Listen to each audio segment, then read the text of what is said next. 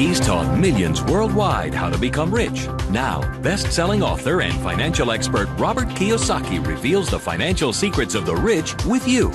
See how Robert's simple formula for personal wealth can transform your life and put you on the path to true financial freedom. 60 Minutes to Getting Rich begins right now.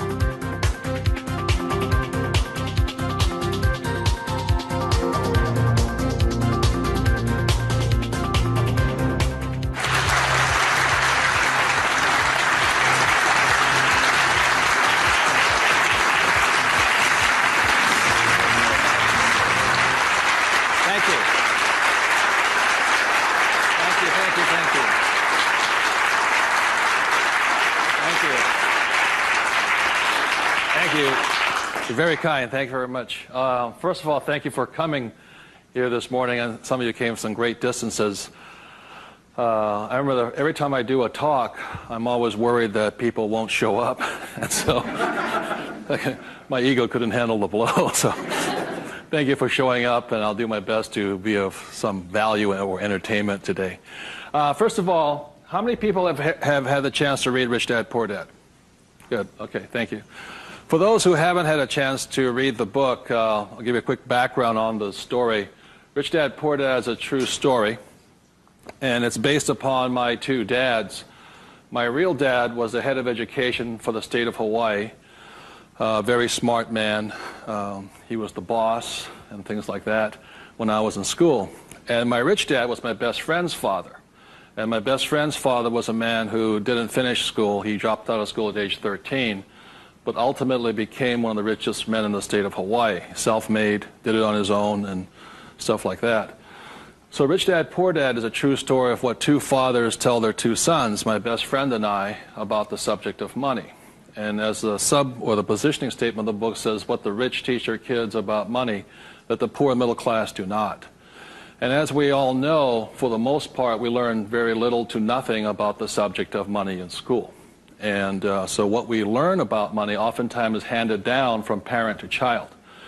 And those are the ideas that we have relative to the subject of money. So my rich dad was a man who, he was my best friend's father, like I said, when you look at the white sand beaches of Waikiki and the hula girls and the palm trees, my rich dad was the guy that owned the land underneath the hotels. And my poor dad, I call him my poor dad, although he was a high-paid government official, and I do mean high-paid. He made a lot of money. In fact, he made much more money as far as a salary and paycheck goes than my rich dad. And so the story is really what my rich dad taught me as compared to my poor dad. And so what we're going to be going over today are some additional ideas and thoughts and information that may assist you in getting wealthier, easier, quicker. How many people would like to get wealthier, easier, and quicker? Good, thank you. So in contrasting them, most of us have heard, like my poor dad, very middle-class man, smart man, but he had middle-class ideas when it came to money and values. And he always said, son, our house is an asset, and it's our largest investment. And my rich dad would say, here I'm 9 years old, I go, okay, I got it, Dad, I got it, right? And then I would go over to my rich dad's house, and I would say, my dad just said, our house is an asset and our largest investment. And my rich dad would say, well, that's why your old man's not rich, is because your house is not an asset, and if it's your largest investment, you're in really big trouble. And that's when the contrast that started to hit me. And then my poor dad always said, do you think money grows on trees? And his favorite words were, I'd say, Dad, let's buy this. He goes, I can't afford it.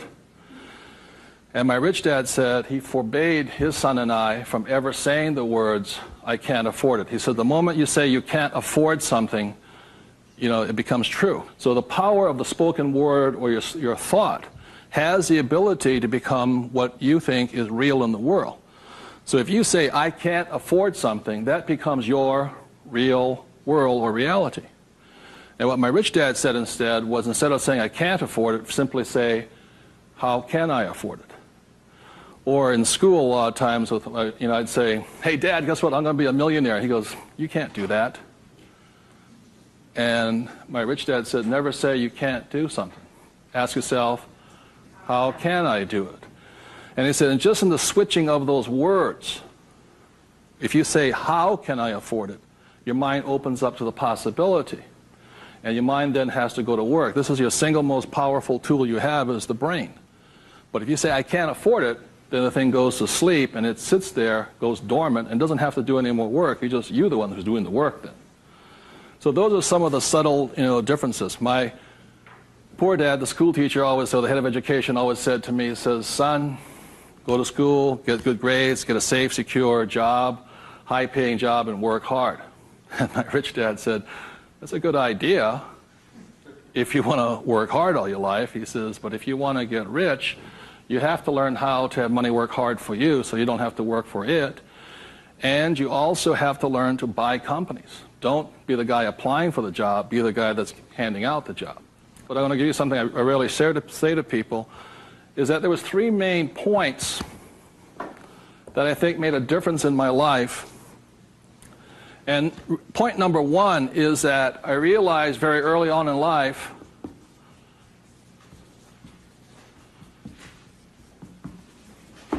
money is a what? Idea. It's whatever you think it is. Now, when people say, well, how can I get more money? I said, well, just first change the way you think. Change your ideas. That's the good news. That's all you have to do. I realize when I talk to people about money, I'm slamming straight into their ideas.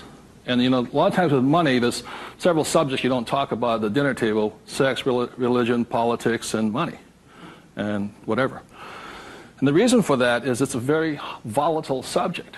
Whereas in my family, my poor dad, the school teacher family, was, I'm not interested in money. Money is not that important to me. I began to realize that was my poor dad's idea, was his attitude. Whereas my rich dad always said to me, money is power. Money gives you power. Respect it. Treat it respectfully. So there's all these different ideas about the subject of money. The thing I hear people say is, I'll never be rich.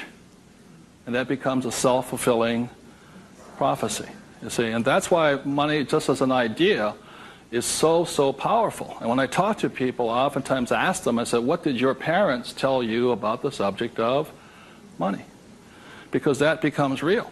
If you were told, go to school and get a job, see, many of us may not be in the same profession, but we're following the same path. And most people did not come from families that were rich.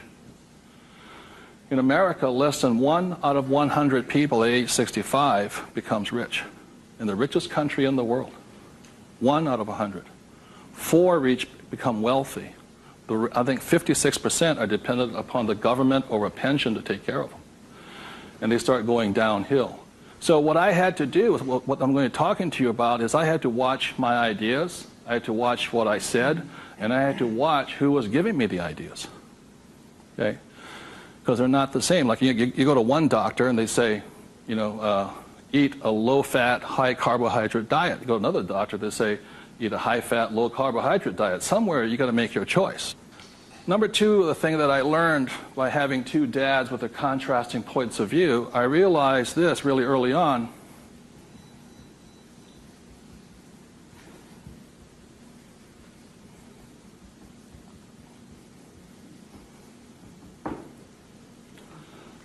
I realized that money doesn't make you what?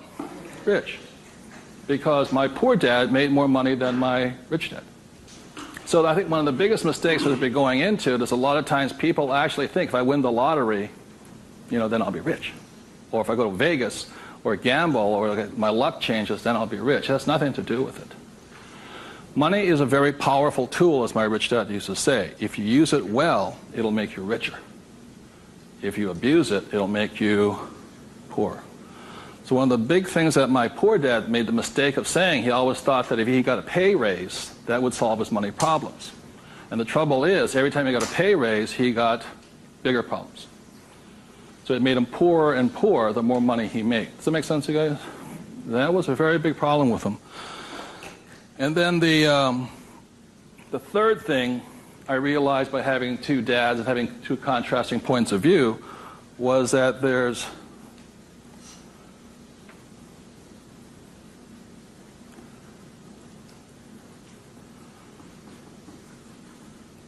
Two kinds of money problems. One problem is not enough money. The other problem is too much money. And they're both problems. And the thing that I say to people is this, that, like I think most people think they're real special. I'm the only one with money problems. Well, the reality is everybody has money problems. Everybody. Every single person. Every company has money problems. Every country has money problems. Every government has money problems. Everybody has a money problem. What makes you rich or poor or middle class is how you challenge or handle the problem. And what most people do, since, so most of us came from families where the problem was too much or too little. Too little. And that becomes our idea. We think money is scarce, hard to get, work hard for it. Very popular idiom going around today suggesting that the way you get rich is cut up your credit cards. Oh, man.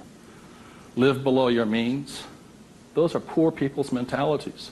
Save, go long term, buy mutual funds. And it's not a rich person's way of thinking. I love my credit cards. They make me happy.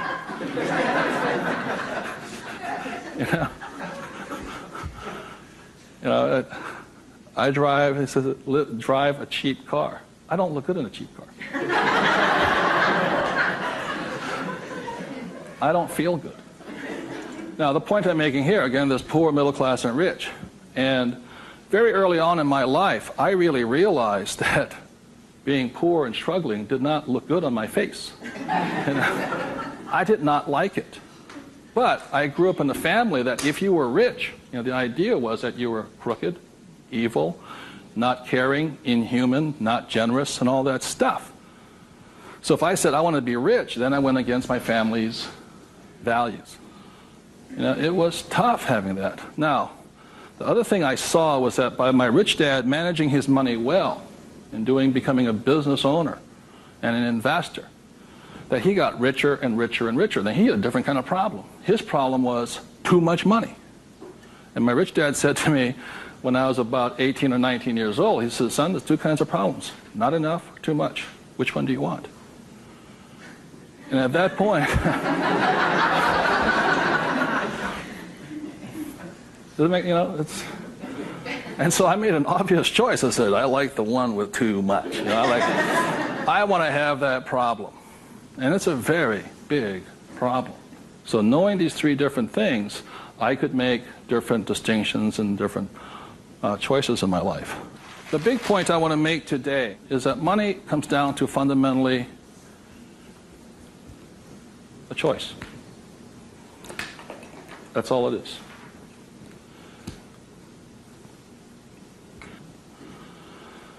And so, as a young boy having two dads starting at age 9, I had to make a choice of which dad I was going to listen to. And it was a tough decision. Really, really, really hard because I loved both men.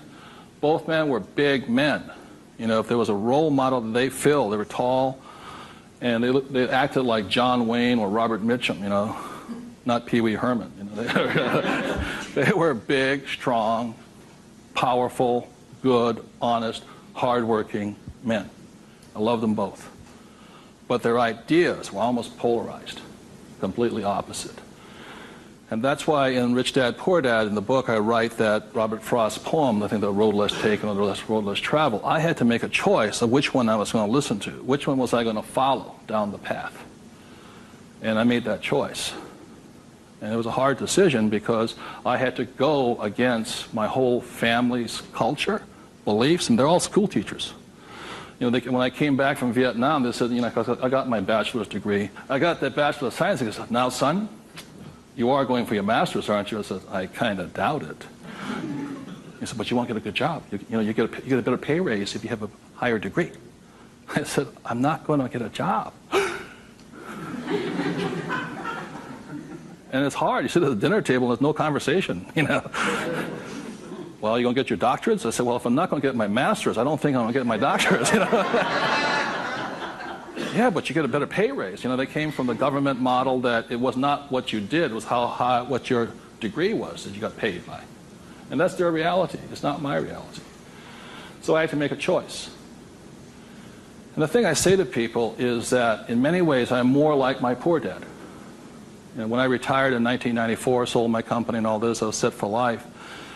You know, I realized that I'd been too much like my rich dad, and that I wanted to run the second half of my life more like my poor dad, but I was going to teach people what my rich dad taught me. That was a decision I made. But the thing is, it's a choice. And my propensity, my natural inclination, my genetic makeup, my mental makeup is more to be poor. I have to fight my natural inclination to go for job security, to play it safe, save money, invest for the long term, all that other rot my father believed in. The point I'm making here is this: every morning I get up, I still make the same choice. Every morning I get up, I make the choice. Do I make the choice to be poor, middle class, or rich? And we all have that choice. You know, we have to, as individuals, make that choice. By the end of my talk today, you'll find out how easy it is to become exceedingly wealthy. But it's just a choice. Okay. So my intention is to maybe shake some of your core values. You know, think about the way you think, change the way you think. You may want to make some new choices and things like this. That's my purpose. So what I'd like to ask you to do is you find a partner. I'll give you about 30 seconds, and you can just talk it over. You talk about what your parents taught you, what choices you had, but more importantly, talk about this subject here. It's just an idea. What were some of the ideas you got from your family? The idea that you think you work harder and make more money, will that make you rich? I don't think so. And there's only two kinds of money problems. Which one do you want? If you're sitting by yourself, break out a notebook and just write down some of your thoughts. Because really, it's just your ideas that cause you to be rich, poor, middle class. So we take about 30 seconds and discuss with the person next to you some of these ideas. Thank you.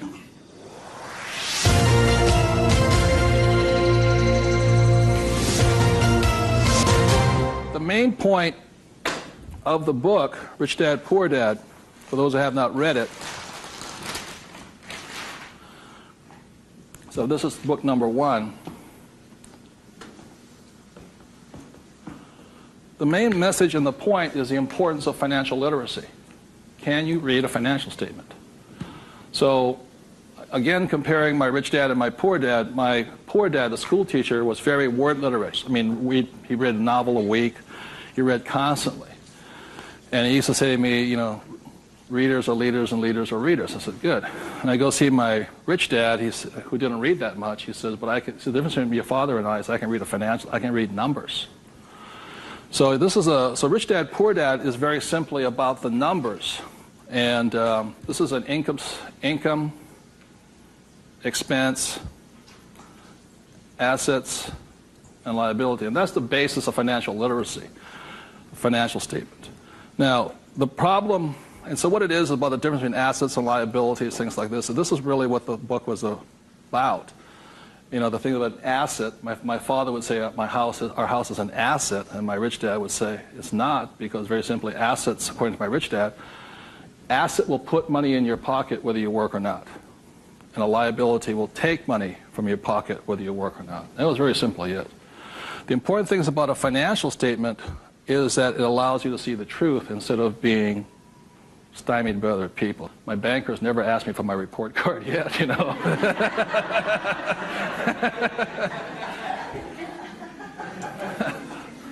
And what your banker asks for is your what? Financials. Because what a banker wants to see is your financial intelligence, not your academic intelligence. And both are important. Academic intelligence is important, you know, forever. But so is financial intelligence. So what my rich dad said, your financial statement is your report card once you leave school. And the problem is 99% of the people leave school and they don't have a clue what a financial statement is, much less what a checkbook is. You know, they know credit card, but they don't know much beyond that. And so they're easily swayed with the idea your house is an asset, and that's what gets them in trouble. They can't tell the difference between an asset and a hole in the ground. So that's a big problem there. Okay? And then book number 2, which is this one here, was the cash flow quadrant. Quadrant means 4.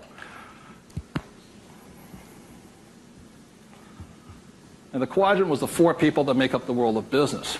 E stands for employee, S stands for self-employed, B stands for business owner, and I stands for investor. So my poor dad always said to me, son, go to school and get a job. So he was programming me to come here. But I kept saying, but I want to be rich. And my mother says, yeah, don't listen to your dad, My mother was a nurse. And she says, if you really want to be rich, you should become a doctor. They make a lot of money. So my mother was saying become, specialist, self-employed, or small business owner, independent. You hear people say, if you want to be successful, get a profession. Something you can fall back on. Become a plumber, electrician, attorney, accountant, something you can fall back on. Because these guys are the smart guys. These are the people that become doctors, lawyers, accountants, and they're really the brains of the class. My rich dad said to me, Robert, you make a lousy employee. You can't follow orders. You don't like sitting still. And you're not very smart. I said, right. He says, you'd be very good over here. He says, because these guys aren't that smart. And that's the truth. That's why some of the richest people on earth are over here, because they're not smart. But they know how to surround themselves with smart people. And that's one of the biggest differences. And the other part is the investor. And the investor uses a different mentality, different emotions. The investor wants their money to work for them. And their words are, what's my return on investment? How soon I get my money back? See, most people have the money in a 401k. That's not an investment plan, it's a savings plan. An investor would not do that because it ties that money up too long. I want my money in and I want my money out. I want to know when it comes back to me. It's called velocity. How soon do I put it in? How soon does it come back? Savers put it in and they leave it there forever. It's a different value system. My rich dad said, you always tell an employee by their words. They use the same words all the time. He said, an employee will always say, I'm looking for a safe, secure job with benefits. Always. My rich dad also said you can always tell a self-employed person because they'll say such things as, I'm going to charge you 6% commission, like a real estate salesperson, or $100 per hour, or I'm going to charge you for the job by this much. So they go, for these people, time is money. And the business owner, what they say is, I'm looking for the smart people, best people, I'm looking for the best system. They don't, because they want to move on and start another business. They want to have multiple corporations. Very big difference. And an investor says, I want an ROI. Now, the theme song for the self-employed, the difference between the small business owner and the big business owner is very simply this. A big business owner, if they do the job right and build the company, they can leave. And when they come back, the company's doing better without them, more profitable because they have the bright people running it. A self-employed or a small business owner, if they leave, the income goes where? Down. Or if they have employees, they just ferret out they just take everything, the thing falls apart. So that's the difference. And also the difference between an S and a B is the size of their ideas. Like a lot of times I meet people come up to me and say, I want to start a hamburger stand. One hamburger stand, Whereas the same guy named Ray Kroc comes and says, I'm going to build a hamburger stand all over the world. Difference in vision, idea, and leadership skills. They're very, very different people. And the reason they're different is because emotions. This person here values, it's fear, so they want security. Security drives them hard. So they're fearful. This person over here is lack of trust. And these guys, they're highly specialized. They're also the most satisfying, because they have their own time, their own life, and all this. They're very happy this way, but it has its limitations also. And generally, these people are limited to about $500,000 a year max in here, just because time is money. Over here, it goes unlimited, how much you can earn. So there are very, very big differences in the thing. The investor here, their thing is they're neutral, emotionally neutral. In other words, what that means is they don't care if you're winning or losing. When somebody says, I go to somebody, the stock market's going to crash. But mutual funds get wiped out. They're not neutral. They're reacting. A true investor doesn't care if the market goes up or the market comes down because they're going to make money either way. That's an investor. They really do not care. They know that losing is part of winning. It's called money management, how well you do that and all this. Very, very neutral. And this person over here, the emotion is patience. You have to be patient. These guys want to get paid now. These people may not get paid, I think the average is 3 years, right? They don't get paid. That's why the first question when somebody comes to ask me to invest in their company is, are you willing to work for free for 3 years? I go, no. I said, well, I don't invest with you. Because you're still thinking like this. So those are the emotional differences. Because today, just being an employee is suicidal. Today you have to be employee plus an investor. You can be self-employed plus investor. Okay, you have to be on both sides of the quadrant, is what I'm saying, minimum. Whether you're here, here, or here. If you ever want some time off, you have to be an investor today. So very simply on, starting from the age of 9 and 10, I started here and I stayed here. That makes sense, you guys? I stayed here. Because this is my money working hard for me, so I don't have to work hard for money. It's a different point of view. They're very, very different. The rich have the best investments, number one, because they have money. People say, how do you find the deals? I say, get rich. Because if you have money, they come find you. It's really simple. The thing about this one here, the richest or the fastest game in the world played today, the way to get rich forever has been this one. I talk about in this book how my rich dad went and bought one of the best pieces of white sand beach in Hawaii. And I said, how did you afford that? He wasn't making any money. He didn't have a job. He wasn't this. He says, how do you afford the best piece of beach in Hawaii? He says, personally, I can't afford it. See, none of these people could afford it either. It was about $10 million. Individually, you cannot afford it, but your business can afford it. It's one of the biggest secrets of all. So the reason I started here and learned to build businesses so I could invest. So I can take down bigger and bigger properties by this. Individually, I cannot do that. I don't earn enough money as an individual, but my company can. So the thing about the third book, which is Rich Dad's Guide to Investing, is called the 90-10 Rule of Money. The 90-10 Rule of Money very simply says is this, is that 10% of the people always make 90% of the money, always. That's a very big part of it. And a big part of the investment book is how do you take your idea, build a business around it, and take your business public.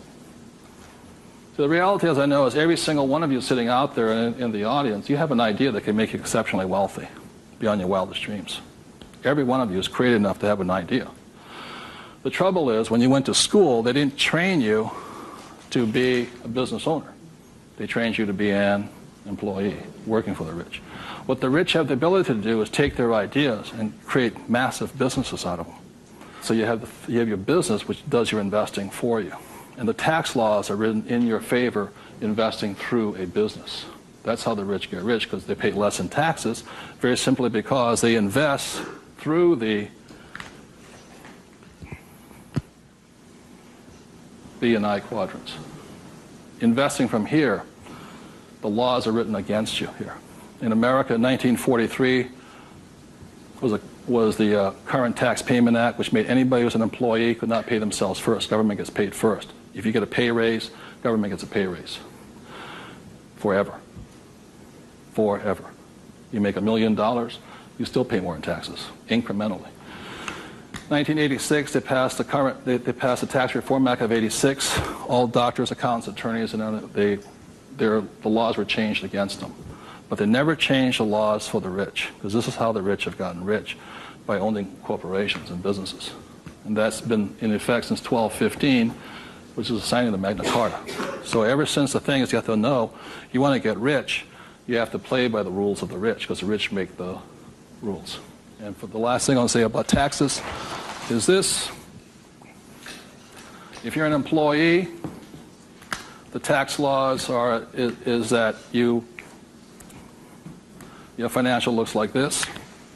If you're a business owner, your financial looks like this. And the big difference here is this, is as an employee, your first line item expense is tax. If you're a business owner, it's the last. That is the biggest loophole ever. And that's why the rich get richer. Is they can take their money that comes in here and goes in here, and these guys' money comes in and goes there. Very big difference. So would you take 30 seconds and discuss whatever you have heard so far? Thank you very much.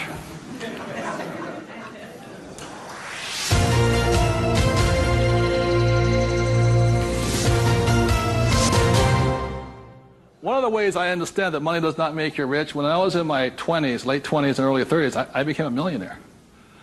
And it went straight to my head. And, you know, when you have money, you think your IQ goes up. And in reality, your IQ goes down, you know. And it was fast cars and even faster women. And I was a millionaire, bon vivant, around Waikiki. Now, I don't regret a thing. It was a lot of fun. But the more money I made, the more stupid I became. Anybody ever had that problem? So that's how I learned. I made a lot of money, and it made me instantaneously poor because I still had poor habits here. You see this right here? This is financial literacy or financial intelligence. If you cannot read a financial statement, you cannot tell what's happening. You cannot read. And what you don't see here is how the rich make more and more money because of this one little loophole here. You know, that's my account. You know, over here you hit 335,000 in income, and your tax rate keeps going up. Over here you hit 335 in income, tax rate goes down. The laws are written for the rich by the rich. Period. So very quickly I'll go into a financial statement, and this is the basis of wealth here.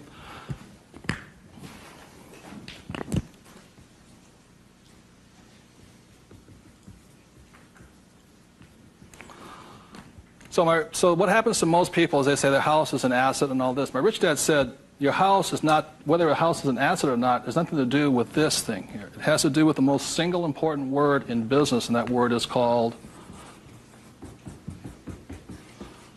what's the word? Cash flow. It's cash flow determines it. So, very simply, when I was 9 years old, my rich dad said an asset is something that flows money into your pocket, and a liability is something that takes money from your pocket. Just because your banker or your accountant says your house is an asset doesn't mean it's an asset. So when I read a financial, I see something listed here, and then I see whether it lodges up here. Now, if it doesn't lodge up here, then it must be going this way. It's going out the expense with no income. Does that make sense, you guys here? That's a very simple way of looking at it. Now, taking it one step further,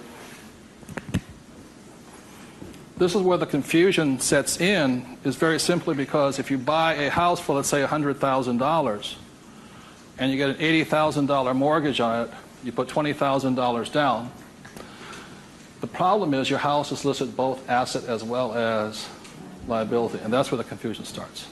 It's listed in both sides, and that's the problem. So the thing here is this, and by the way, the word mortgage comes from the French word mortir, which means death. You know, so that means you're engaged until you're dead with the house, and staggering. So let's say you buy this little green house here. Okay. The way you know it's an asset or liability is, let's say I use it as a rental property, and after paying all taxes, you know, taxes, insurance, and expenses, and all this stuff, I make $100 a month. It shows up over here under income of $100 a month. Now, if let's say I have a tenant who trashes the place, doesn't pay me rent, takes me a year to evict the bugger, immediately that house becomes a what? Liability. So the house can be either asset or liability, but it's not because it's an asset or liability listed here. What determines if it's an asset or liability is income and expense. So what makes a person struggle financially is that what they do is they go out and buy a house, and they call it an asset. So you have a house mortgage over here. You buy a car, you call it an asset. You buy yourself a Gucci suit, that's called an asset. You get a gold watch, it's an asset, and all this. But they're really what? Liabilities. And so what happens is, I can tell if a person's rich or poor or middle class very simply by reading the financial. I can look at the financial and see this. If money's coming in and money's going out, this is the cash flow pattern of a poor person. It's not how much money you make. It's how you spend your money. I know a doctor here in Arizona, he makes over $500,000 a year. But he spends $525,000 a year. It comes in and it goes what? Out. He thinks like a poor person. Okay. The average middle class person, because they have a job, and the bankers like people with jobs and all this, they get all this stuff. This is their cash flow pattern. They have huge long-term liabilities. They're illiquid. Okay? And this is the cash flow pattern of the great middle class who think they're rich. My rich dad said, it's just because you live in a big house, have a nice car, and wear nice clothes, doesn't mean you're rich. You could be broke, more poor than the poor person. So the difference was, for me, was that I spent my life learning how to acquire assets. So I don't need a job. The object was never to work for money. It was to learn to acquire assets that put money in my pocket, either stocks, bonds, real estate, businesses. So this is the cash flow pattern of the rich. The way to find out how rich you are is this: is let's say you're married, husband and wife. If the two of you stop working, what happens? See, if my wife and I stop, income still keeps coming, because it's not dependent upon us working. The average person, all their assets, they realize if they stop working, are really liabilities. As my rich dad said, assets feed you if you stop working, liabilities eat you. And the reason they can't stop working is because the liabilities eat them. So the definition of wealth is how long can you survive without working? And it's measured in days or years in time. So when I retired in '94, my wealth was infinite. In other words, I always had more than enough money coming in that was greater than my expenses. And that's a way of thinking.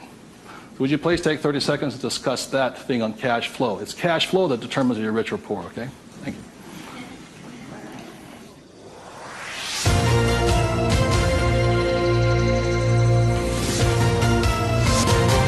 So one of the things I want to be clear on this is whether you're an employee, self-employed, business owner, or investor, the most important thing is this asset column here is your business. One thing my rich dad said, you got to mind your own business. You know, when you become an employee, you mind somebody else's business. You're self-employed, you're oftentimes helping somebody else's business. So regardless of where you are, this is your business here. Like I talk about a rich dad, poor dad, you know, somebody says, what profession are you? What business are you? I'm a banker. So, well, what, you know, that's their profession. It's not their business. This is your business. And your business, you should be an investor. You know, managing your own portfolio, acquiring your own assets, be it business, real estate, or paper, like stocks, bonds, and mutual funds. So what we're taught in school is not to mind our own businesses. We're taught to mind everybody else's business. And that's my message, is mind your own business. That's how you get rich, okay? So moving on, last thing is this. So when a banker says to you your house is an asset, he's not lying to you. He's just not saying whose asset it is. It's his asset, right? So when you go across town, you go to your friendly banker, and you'll see that your mortgage is listed under what? Their asset column. So that's the fact right here. It's a mortgage here. And the way you know it's an asset, and they list it that way. I'm not telling you something, that they list it that way. The way you know it's an asset is because your mortgage puts money in their pocket. And your mortgage takes money from your pocket. You see, it actually goes like this. It's a complete circle. Now, so that's why they're not lying to you. It's just saying, they're not saying whose asset it is, it's theirs. Now, the other part about it is when you save money over here, it's really your asset. Now, if a balance sheet must balance, it has to balance someplace else. You go to the bank, where does it balance? Bank. But is it their asset or their liability? It's their liability. Your savings are their liability. Notice that? Because they have to pay you money for your money. And it's cash flow determines that. Now, if you notice something else too, you get tax incentives to be in what? Debt, and you're taxed for having savings. And that's why I say, how can we tax savings? It's because you're not smart enough yet. The banks know, political action committees, they control, the rules are written by the rich. I'm not saying I love my bankers. I love them dearly. But you have to know the difference between assets and liabilities, and whose rules are you playing by? Poor, middle class, or the rich? Got it?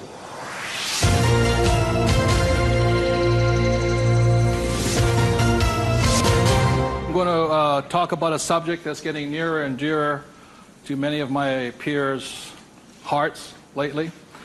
And the subject is retirement, or the lack of the ability to retire. So I said the way I retired early has to do with the issue of this.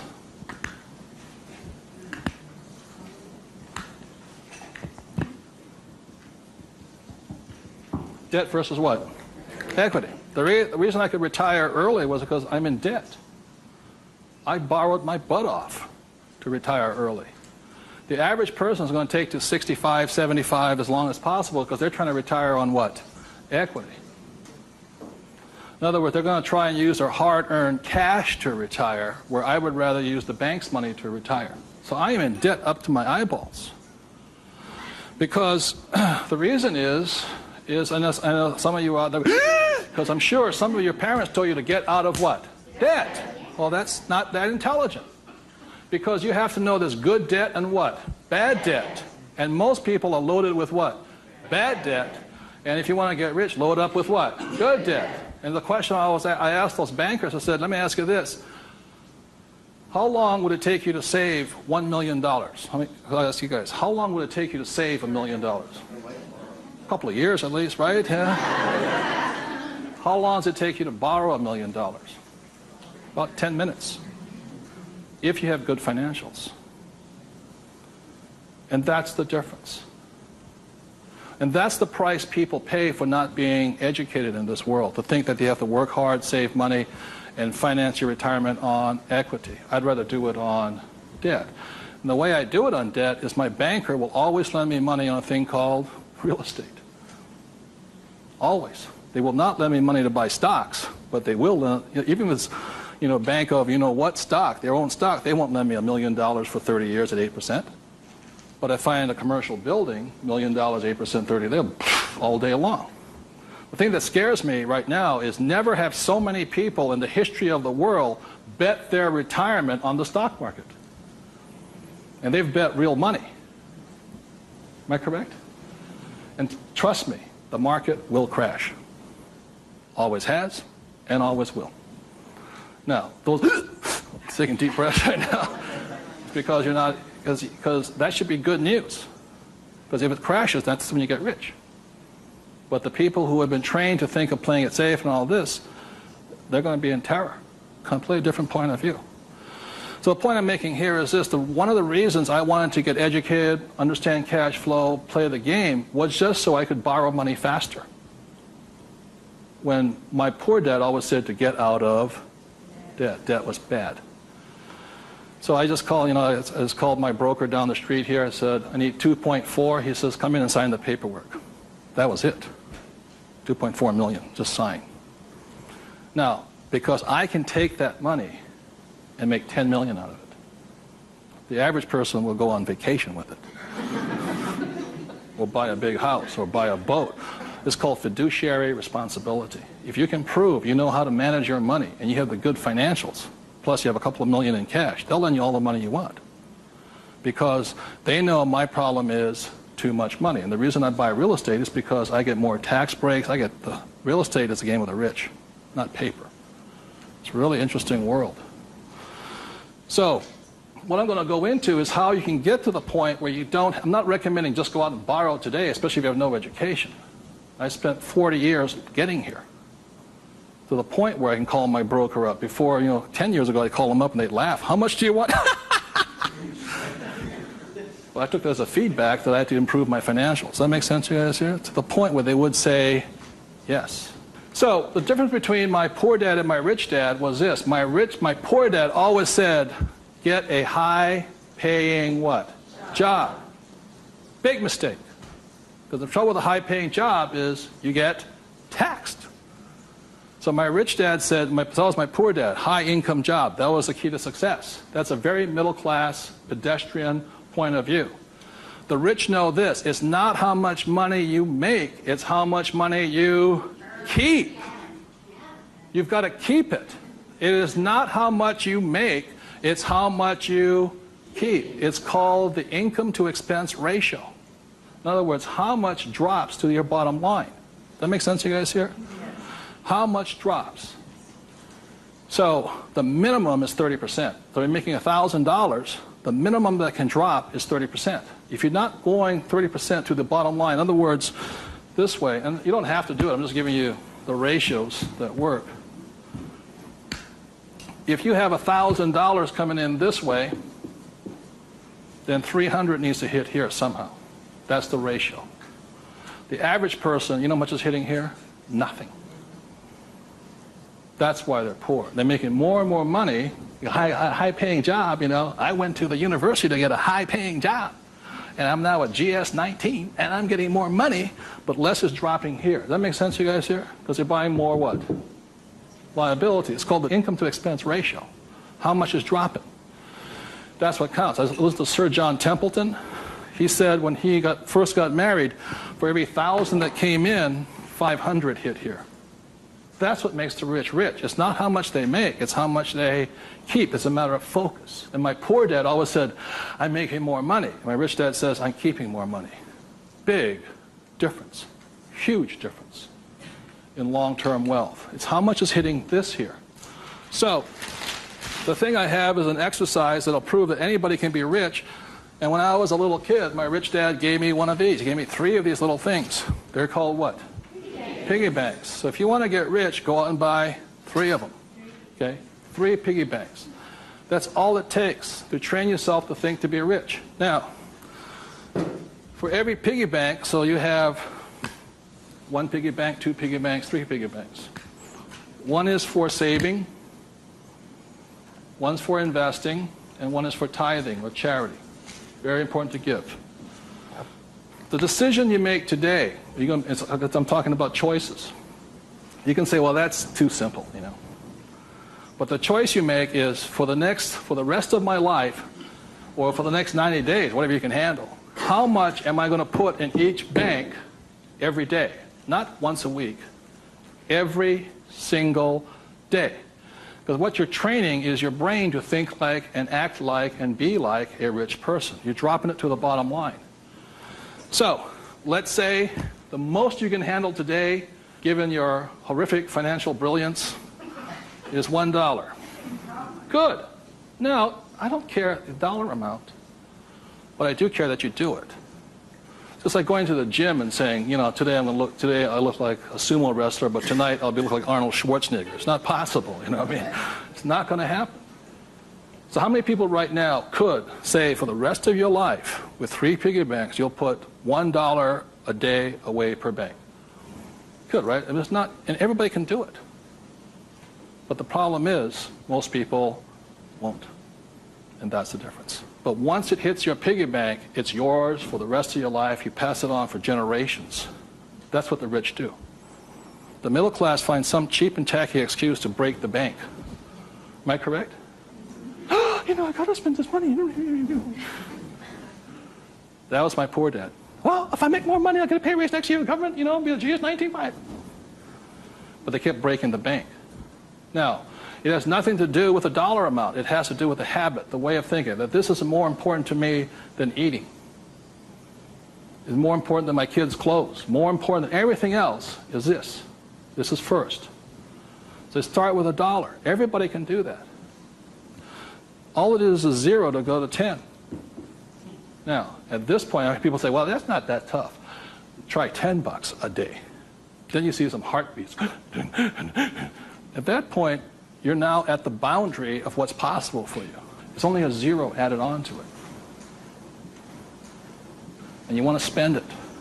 Now, if this becomes easy at $10, then just up it to, and you'll find your heart rate going up. So when people say, well, this is a simple exercise, I'm beyond it, then try going to, it is not the dollar amount. I mean, it's not the things, it's the habit. And you know you're a stud.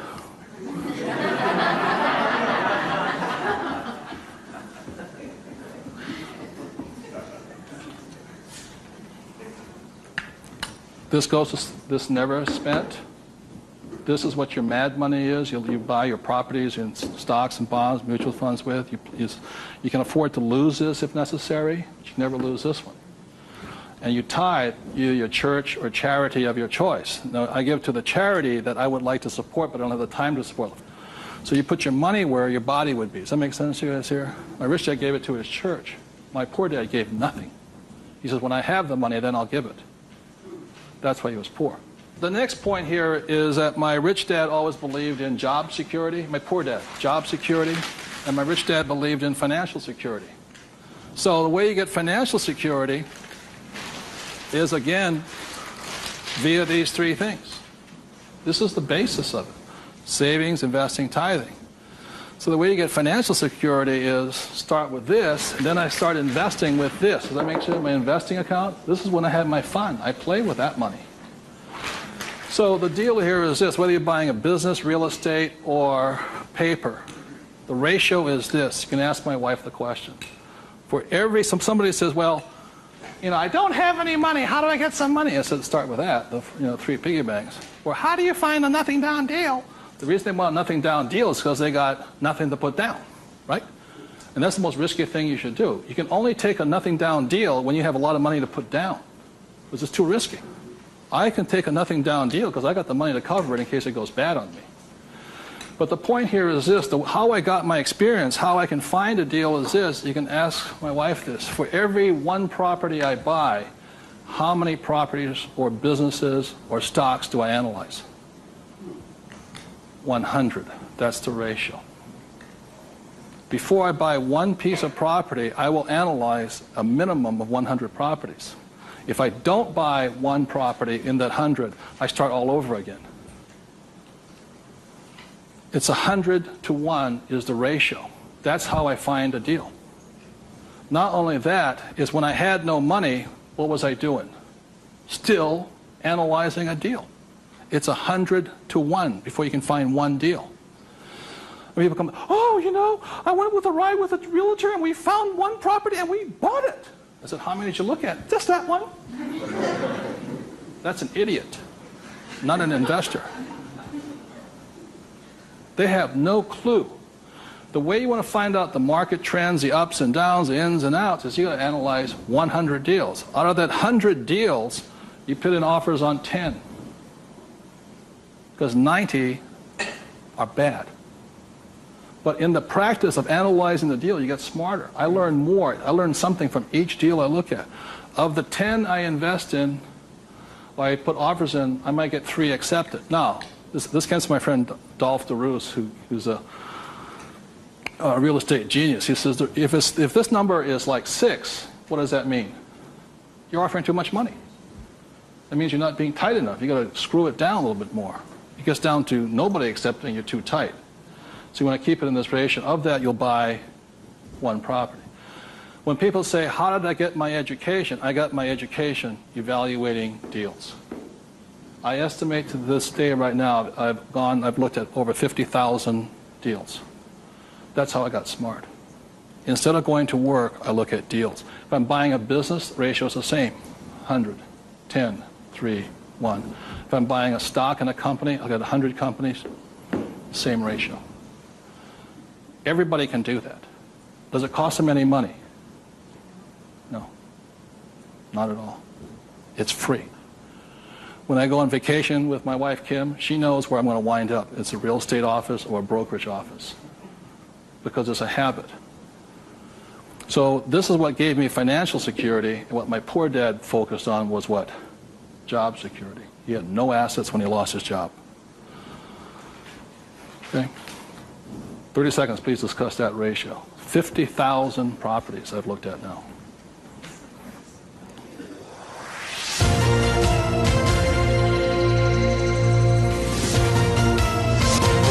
I'm going to do one last thing that, in my experience, keeps most people poor or struggling financially. So you remember the 3 piggy banks? That gives you the money. Doing this, 100 deals. The reason I don't have a job is because it would interfere with me looking at deals. I don't want to do that. I'm looking at a deal constantly. That's the people that work with me constantly. That's all I'm doing is tracking down deals. It's a waste of time to work. I don't get rich. So that's the thing. The second part is most people don't have the time to spend the time to get rich. They're too busy working for the money. And the third part is most people say it's risky or it's fearful or they chicken out. You know, they see a deal. Even if they see it, they back out. And I've seen so many people do it. And the reason for that is because if this is an iceberg, okay, most people, they say, I'm going to get the 3 piggy banks, I'm going to look at 100 deals, but it comes time to put the money, we call it go hard on the dollar. Got to go hard. If this is your conscious mind, let's say, this is your what? Subconscious. Money, sex, politics, religion. This thing takes over. I have seen people go, I might lose money, when the stock market crashes, and what if this is bad, and I'm going to call my accountant, my attorney. This talks. I see him walk away from it. Well, I'll think about it. It doesn't cost you anything to buy a piece of property. Nothing. It costs nothing. It's called you put an option down on it. I sit there and say, well, you got $1 million? I said, here's a $20,000 check. Don't cash it for a week. I'll see you. I option it. Same as in the stock market. Option. I don't use the thing. It doesn't cost you any money to buy a piece of property. But people will talk themselves out of it. Instead of interacting, these guys are reacting. And it's really tough here in Arizona, or you don't know what it's like to be in New York. I'm going, it doesn't make any difference, because the problem is between your ears. Because the fears come up, they start talking. You can't talk to these people at that moment. They're like, and the reason is because of the magic word. What is it? Fear. And what happens to the average person, fear stands for false evidence appearing real. And what I mean by false evidence is that if this starts talking, they'll start gathering the evidence to make sure that it's real. Well, you know that most businesses fail. Let me show you the facts, and let me show you the stats.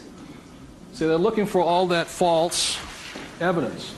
They'll validate, they'll justify it. They'll call their mother, their sister-in-law, their brother-in-law. Yeah, we agree with them. Am I right? Yeah. They'll make it real. It's not real. Like, I got crucified that said, that the 9 out of 10 businesses fail. I said, that's correct. Most of them fail, but one makes it. I said, look, I failed twice. Twice I was part of the 9, but once I made it to the 10. The difference between you and me is you haven't failed at all yet. Yogi Berra once said the great thing about the National League is that if you strike out 7 out of 10 times, you're in the Hall of Fame. So the biggest mistake was by my poor dad, my rich dad. This did his thinking for him. He could give you all the reasons why you fail. When I failed, I felt terrible for about a year. It was horrifying. I lost millions of dollars. Self-esteem, I was homeless again, on the street and all this. But once I got that back, I was stronger. Then I failed the next time. Oh, but 6 months depression. Third time I hit it. Difference is my poor dad said, you failed. My rich dad says, you haven't failed enough. There is a difference. And my rich dad also said, failure is part of success. People who avoid failure also avoid success. So your biggest expense is not what you spend. Your biggest expense is the money you're not making because you're afraid. So the thing that my rich dad taught me very early on, called fear.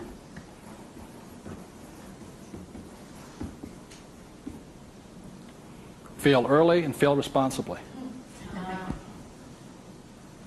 Look, if you know you're going to fail, do it now. Don't wait. Because each time you make a mistake, you get smarter if you do it responsibly. So the thing that I do is when I fail, I go, like I said to my investors a couple of 4 years ago, I said, I need to raise $3 million. The chances are we're going to fail. And if you can't handle the $50,000 shot, don't put your money in here. There's a good chance I'm going to fail on this one. So people left the room, and I got more money because I was forthright with them. I said, if I lose it, I'll tell you I lost it, and I'll tell you the next deal. But failure is part of the process. So the thing that I say to people is fail early, correct, but fail small. The first deal my wife and I did when we got back into real estate was a $45,000 deal, $6,000 down. If we failed, we would have got smarter than somebody who didn't fail at all. But we didn't. So we pushed the boundary, going bigger and bigger, hoping to fail. While everybody's avoiding failure, I'm hoping to fail because I'm going to get smarter. I open my mind up, I ask people for their advice, I synthesize the data, make my own decision. But I live and die. If I make a mistake, I own this. I apologize, I blew it. I made a mistake. This is what I learned. Continue on. So I want to thank you all for being here. The thing I want to leave you most with is that every morning, you know, as a 9-year-old boy, who was going to listen to? It was a choice, rich dad or poor dad. Every morning I get up and I still make that choice. Who am I going to listen to? And I hope you make your choices for yourself. Thank you very much.